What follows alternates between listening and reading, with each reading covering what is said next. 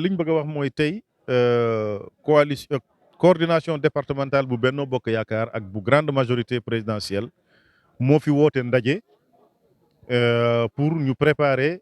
visitu président Macky Sall bi nga xamante ne ñu ngi koy xaar fii ci région de Sédhiou à partir du 22 février ñëpp wuyu nañu député yi au conseiller des collectivités territoriales conseiller économique social et environnemental maire yi maire sortant yi alliés yi responsable yi yëpp ak militants yu bëri wuyu si nañu pour ñu préparer ndaje boobu kon boog yaakaar nañ ne li jot a rot fii moo di président Macky Sall bu ñëwee région de Sédhiou dina gis mobilisation bu takkoo takku mais surtout dina gis mobilisation bu takkoo takku aussi bu département de Bounkiling. joxe nañ tam ay financement parce que jigéen ñi dañ maa yàgg ñaan pour ma jàppale leen ci financement may ñeex nag di wut financement mais ba léegi amaguma financement bu ma leen di jox ma yëkkati ci sama alal bu ndaw joo xamante ne yàlla dënk na ma ko 4 millions laa jagleel jigéen ñi tey ci seen financement am na GIE yoo xamante ne ñii 250 000 ñii 500 000 ñii 1 million 500 à travers commune de Diaroumé commune de Madina Wandifa commune de Tankon ak commune de Ndiamalathie. waaw département de Bounkiling mi ngi ci Sénégal mi ngi ci région de Sédhiou xam ngeen ne Sénégal sax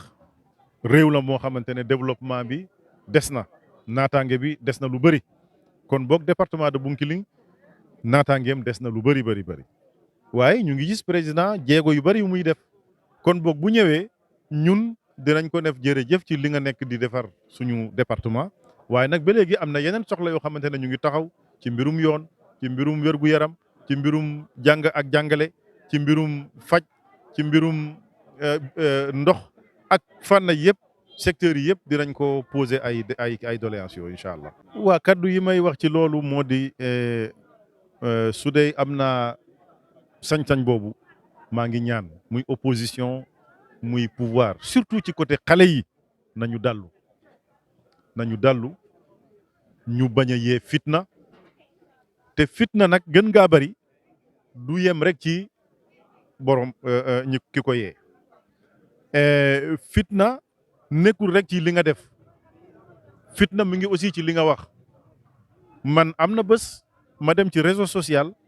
benn réseau social ma dégg foofu ay kaddu yu doy waar yoo xamante ne dañ koo yëkkati dem ci benn kilifa diine kañ la Sénégal mel noonu suñu kilifa yi suñuy kilifa lañu kilifa diine la kilifa yi aada la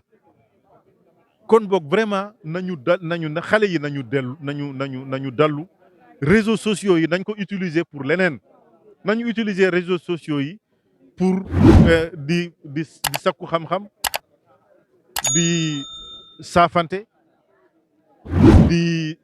échanger ay information mais vraiment affaire u saaga affaire u xasante affaire u wax loo xamante ne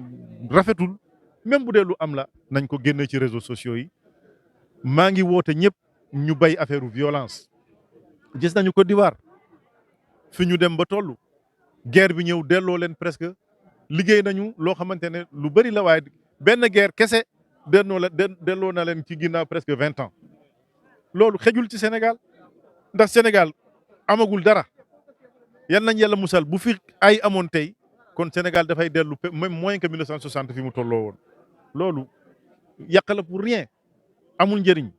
muy côté pouvoir muy côté opposition nañu dallu nañu bay affaire violence ci kaddu ak ci jëfin jërëjëf